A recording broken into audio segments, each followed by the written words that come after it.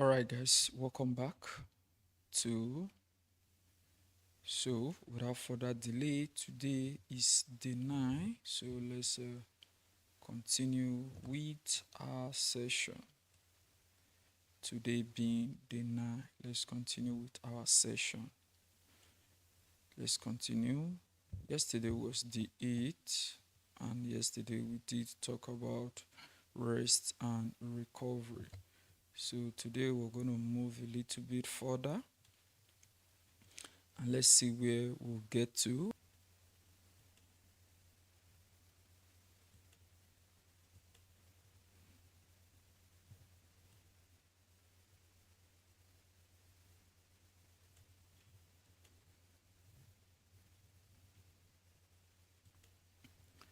Okay, so today, day 9. Welcome to day 9. Still your coach, Moses, the fitness master. So today, and keep motivated. You see, tracking your progress is one of the big things that you must learn to what to to keep abreast with yourself in your fitness journey. This actually can make you stay motivated, and it can either increase your level of it has a way of increasing your level of motivation, because when you see that all of whatever thing that you've been doing, it was not or is not a waste of time. Hence the need for you know motivation, the need for tracking of your progress, the need why it is important. So tracking motivation and understanding what works. Now, apart from uh making you have like a greater source of motivation, or adding to your motivation, it also makes you to understand what is working and what is not working.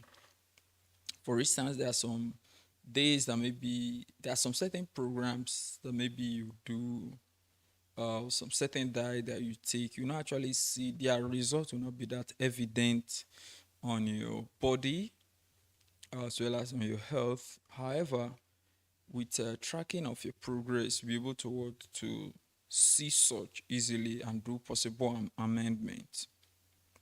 Now, how can you track your fitness progress? Now, you can use a fitness journal. You can take photos or pictures or track stats in a fitness app. Now, there are fitness apps that are actually designed to track progress. However, a journal as well as taking photos are the easiest that you can actually use to track your fitness progress. Now, with your journal, you can state maybe the weight you started with. I mean, it's your full body weight that you started with, or you can maybe the size of your biceps and your triceps. You can measure its circumference of the two, detail it. Then after a period of maybe 1 week or 2 weeks, you take the measurement again, you detail it. You can take the you know the circumference of your neck, the circumference of your waist, the circumference of your thigh, just like that. So this means that when you are making progress, when those places are adding up in sizes, or when the circumference is getting bigger or is getting smaller, you know that yes, something is what is happening. They're taking photos with the photos you took today and the one you're going to take maybe in 1 week from now, or even 1 month or 3 months from now.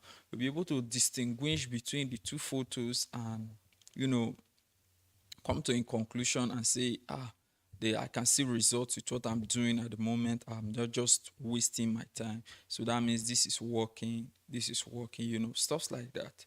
So you can do well to start your tracking your fitness journey today, and let us know the method that you're using. Are you using a journal? Are you taking photos? Or you are using track stats with a fitness app? Whatever one you choose, they are all good, and provided they deliver the result, that's the biggest That's the biggest importance that's there. Now, Nelson Mandela says something. He said, I don't care if the mouse is black, the cat is black or white. As far as it can catch mice, I need it, or give it to me rather. So the most important thing is not that it's not about the whatever tool you are using to track your progress. The most important thing is that it can track your progress. That's the most important thing. So start tracking your journey today, and let me know. And tomorrow I'll be answering some common beginner questions. So do well to subscribe and get updated with this. Get updated, get answers to your question on this your fitness journey. So thank you, and I'll see you tomorrow.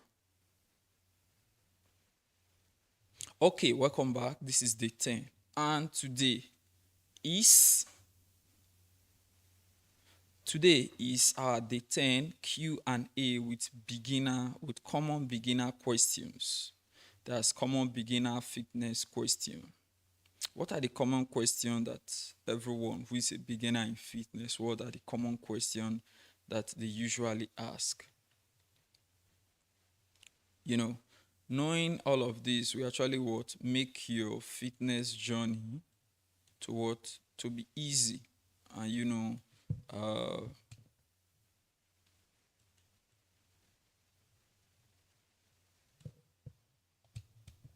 now frequently asked question. Now, what are example of fitness question that you can, come across? Number one is, how long should my fitness journey be? That's the common question we usually come across. How long should my fitness journey? Should my workout session be, or my workout? How long should it be? You see, and I'll answer that using a standard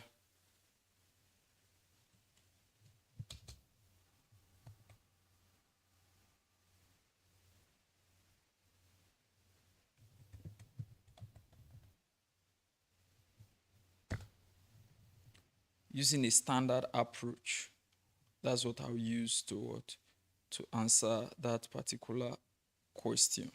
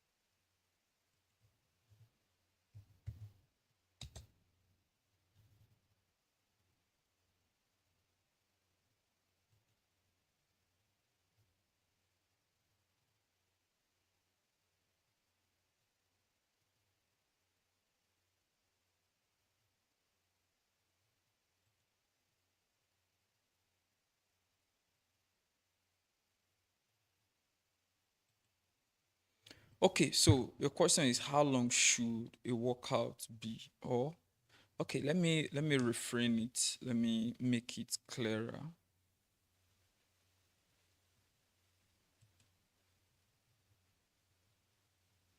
Or let me make it easier rather.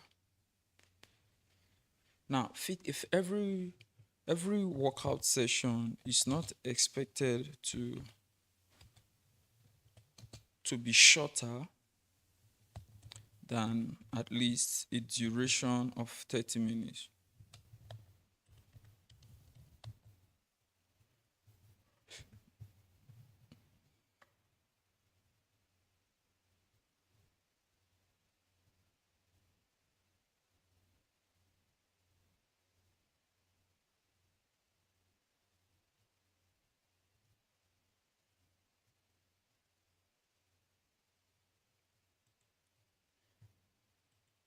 That is, if you are not let's assume you are a beginner. As a beginner, 20 to 30 minutes should be the uh, minimum that you should be targeting for your what for your fitness journey, and the frequency should be uh, between 3 to 5 times a week. That's for general fitness and health. However, you can do a mixture of cardiovascular exercise, strength training, as well as flexibility work within this particular duration. However, if you now streamline it now to weight loss, you know, to weight loss should be between duration of 45 minutes to 60 minutes of workout, and the frequency should be between 5 to 6 weeks, with focus on high intensity training, moderate intensity cardio combined with strength training. Is what you you should look out for during your strength training, during your weight loss. And if you're going for strength training or for muscle building, if you look at the duration of 45 to 75 minutes, with frequency of about 3 to 6 times per week, depending on your split routine. We focus on compound lifts like squats, deadlift, bench press, as well as rest intervals between what the sets of everything that for every program that you're doing. And if you're going for endurance training, duration or how long your workout should be between 30 minutes, 30 to 120 minutes, with frequency depending on the training plan as well as the event goal. We focus on long, steady state cardio or interval walk for improving what? Stamina.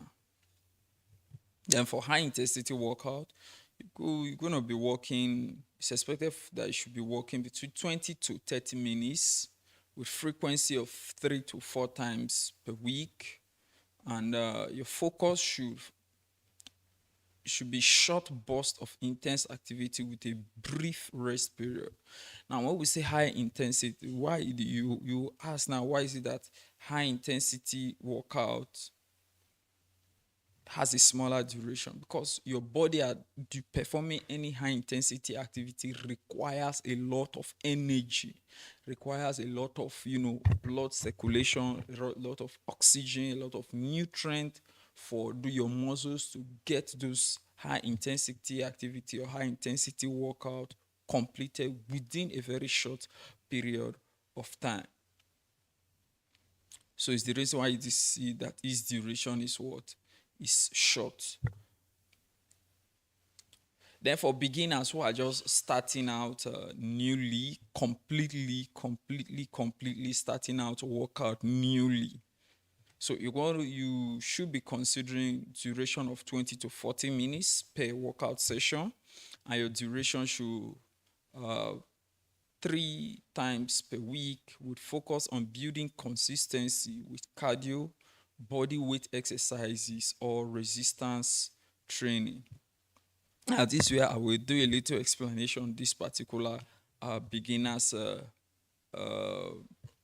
duration or beginners period workout. Now, for beginners, this is why you want to build consistency with light cardio, your body weight exercise, as well as resistance training. Is because you want your body to understand exercise first, and your body will understand exercise, to understand fitness with what is called adaptation. That means you are showing this person this particular road now. Yes, you are showing him, but this person, your body now is the person that I'm referring to. So we want your body to understand everything that you are showing to you that is new, And for it to understand it properly, you need to be very what? To be very diligent, avoiding the use of complex what? Complex vocabulary or complex exercises to explain that particular concept of fitness that you are talking about to your body. So it's the reason why you'll be starting out with light cardio, body weight exercises, or resistance training. Just like what we do here, we make fitness. We explain fitness terms here to with the barest of the the most easily understandable term. That's what you can easily resonate with. That's what we use to explain the terms about fitness here on this channel. Then you also focus on resistance training to what? To help you build your strength as well as body weight exercises. That means any exercises you should be doing should be your body weight. For instance, something like push up is a body weight exercise, tricep dips is body weight exercise, and a lot of others that just entails you carrying your body weight for you to do that particular exercise. So those are some of the few questions that they are commonly asked during what as a beginner. Then let's just add some other few. Is what should I eat before and after a workout? Now, before and after a workout, example of food that you should eat will include, that's if you must eat at all, because our recommendation does not require you to actually eat, does not actually.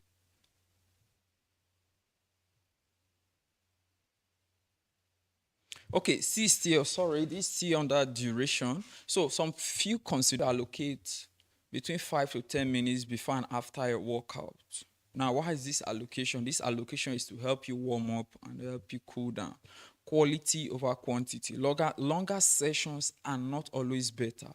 However, with focus on intensity and effectiveness of the workout is what will give you result on the long run. That means it is not the longer the workout session is that will actually give you your goal on the long run.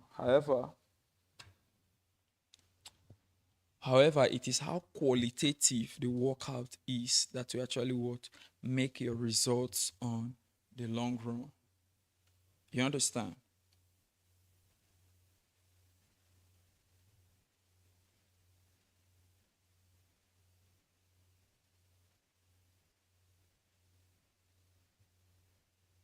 How qualitative or the level of quality of the workout is what actually will produce your result on the long run. Then time constraint, even a 15 minutes to 20 minutes workout can be effective if you are consistent and you maintain good intensity. So this is for how long a workout session can be. So let's look at other question.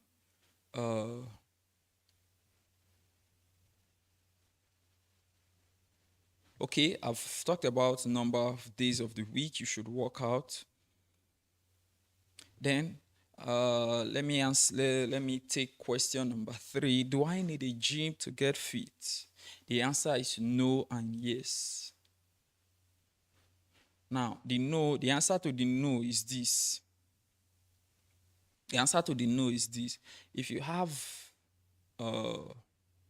the type who is self-motivated, 1, 2, you have a home coach or you have a home fitness coach who comes home to meet you, and maybe you just have some couple of exercise equipment or workout equipment that can actually make your workout easy, then you may not necessarily need a gym to get fit.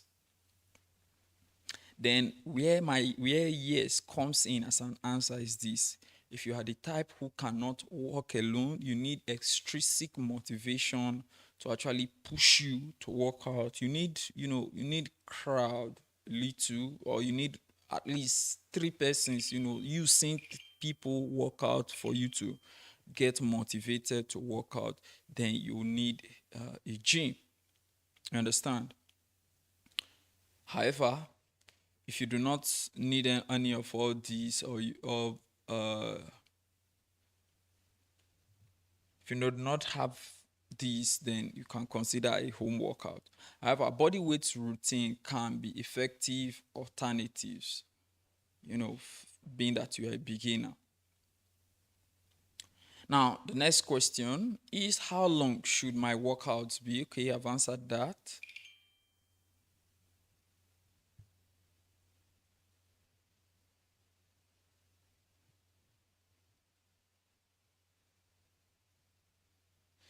Okay, then there's another very important question that I think I've been asked over time, and I've also answered it over the years, over time, over the years. And what is the best time of the day to work out? Is it in the morning? Is it in the afternoon? Or is it in the evening? What is the best time to work out? You see, the best time to work out, from my own research, I'm speaking from a scientific view, using empirical data or using scientifically proven data. The best time to work out is in the morning. Do you know why? In the morning, your body has not taken any food, be it weight loss, muscle building, endurance, high intensity whatsoever. It's in the morning, and I will explain that to you. In the morning, when you woke up, there's very little or no uh, sugar in your blood at that time. The way the body actually derives its energy is to go to your this every quantity of sugar that usually remains in the blood for your body to get energy to deliver all of its activity. So that quantity, it's is when the body uses it up, it requests for the liver to bring, if there's still a remainder in the liver, you know. But if there is no remainder in the liver, then the next thing, it begins to source for other form of energy, which is fat, and those ones will come your from your adipose tissue that are friends with your muscle tissue. That's where it's actually what gets those energy. So when you, in the morning, where you have not taken anything, it means that the body has not uh primarily has not gotten any sugar that will be readily available to deliver energy. So your body will be searching for energy from those storage sites, which are primarily fats, that for it to deliver energy for whatever activity that the body actually needs to complete. However, if you can consistently commit, whether it's morning, afternoon, or evening, that will be the best time for you to work out. But the morning session, the morning workout still remains the best, because by that time the temperature is low. That means you will not get tired easily. Two, you have a lot of energy. You have a lot of energy. That's two. Then number three, there is your body has not passed through any unnecessary stress for the day. Then number four, you've not eaten anything. So what you are using for workout at that time is not sugar. What you are using for workout at that particular time is fat from your adipose tissues, which is storage site B. That unless there is complete use of sugar from your body does not breaks down those fat as a way of generating energy for you to complete your activity. So that's what you must understand.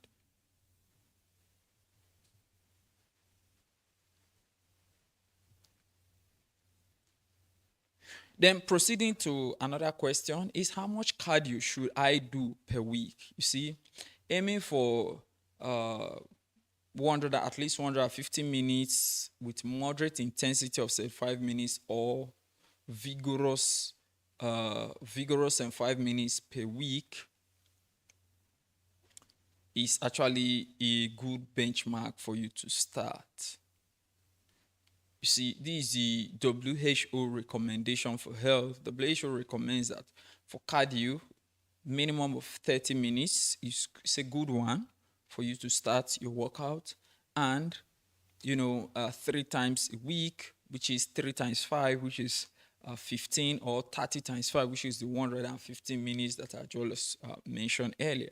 It's actually a good one for your workout using cardio as a prerogative. So these are just some few questions and answers that everyone who is starting a fitness program are most likely going to ask. So if you still have another one that maybe I have not answered, or uh, these various ones do not cover, you can do well uh, to drop it in the comment section, and I will attend to them.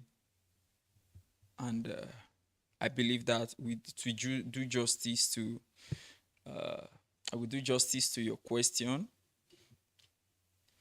I believe.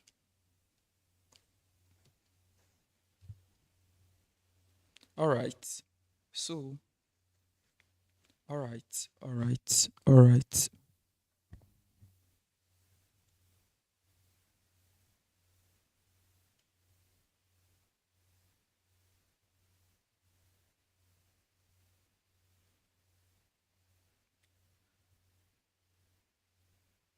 All right, guys. So, welcome back to day 11. So, day 11 is nutritional essentials for beginners. Nutrition essentials for beginners. You see, a brief overview of why nutrition is key for fitness and utilizing of energy, utilizing of muscles, organs, organelles, and tissues to achieve a particular task. Taking a closer study about how these muscles or how these tissues we actually get their task delivered, or how they get replenished, is also another wonderful thing that must or that should be put into consideration.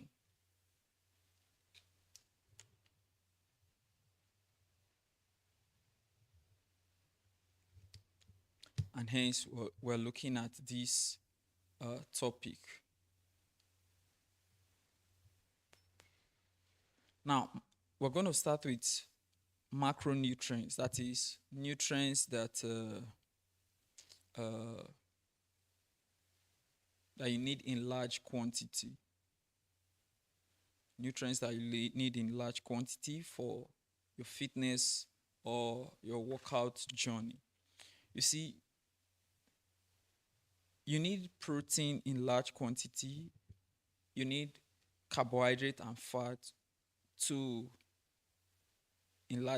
to an extent in large quantities, and I will explain their rules. Now, during day 10, while I was just dropping some frequently asked questions and answers about the time for workout, and I did say that morning is the best time for workout, irrespective of whatever goal that you are intending to work on, or whatever thing you are intending to achieve, whatever goal that you are intending to achieve as somebody who is into fitness and workout.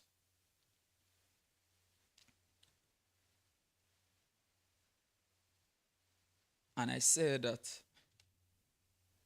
in the morning, while you have not taken any food, your body specifically uses a lot of fat for it to deliver energy to complete whatever task that you are doing. This is because there's likely tendency that whatever sugar that it accumulated from the food you consumed the previous day may have almost been used up, being that the body is programmed to take uh, sugar or glucose for it to deliver primary energy to what to the body, for as the case what.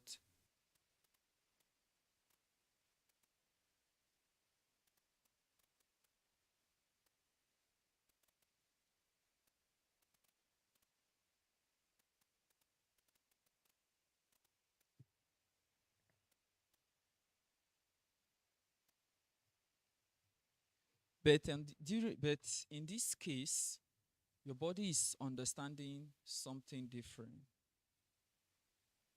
What is it that it's understanding something different? You need now, if you were taught that protein are bodybuilding food, that means what does it mean that it's bodybuilding? Now, it's bodybuilding in the sense that it specializes in, fixing parts, fixing tissues, cells, you know, organs, whereby there are minor injuries that actually occurred as a result of the day's activity, or as a result of the stress that that part of the body actually undergone by virtue of using that particular part of the body. So when you do your workout, your body actually sustains injury, in quote, wound, uh, strain, dislocation. No, I'm not referring to all of those. Those are complicated level of injury. I mean, there's what we call local muscle soreness, minor injury that you may feel, but it is protein substance actually engaging your body to fix all of those repairs. Then for fats, your fat is to generate heat, to give you to generate the and what a balance may look like. You see, maybe when you the first time across a balanced diet, or the definition carbohydrate, any diet or any meal, classes of food in relation to your body's physiological need. For somebody who is obese, it's not the same balance that for somebody who has a normal base, or may there's already whatever they are contains or classes of food, health and well-being. Okay, let me give an example. Health and well-being. Okay, let me give an example. The best diet for somebody you know what your body looks like,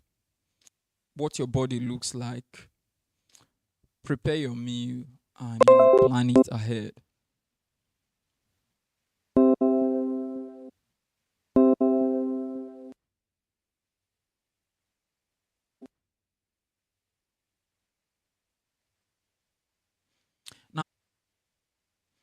Now, the easiest thing I can say about essentials for does not get uh enough food, or enough food from whatever you eat as breakfast, the body will struggle to get nutrients during that particular day, or during the day of that particular day.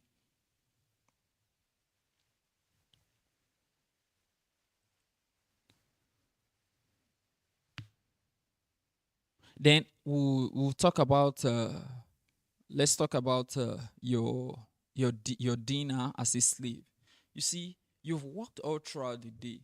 Now, anything you eat during dinner, the body is most likely not going to use it, because the body is not doing any activity.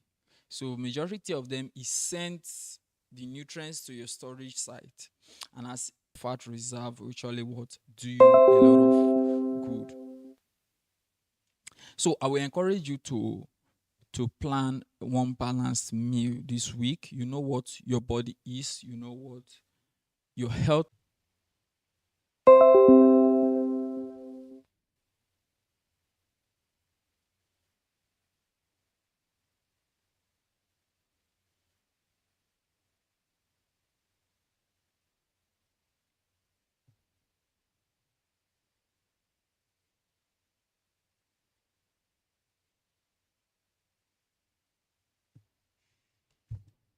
Okay, welcome to day 12. Understanding. Today we're going to be talking about understanding calories and portion control.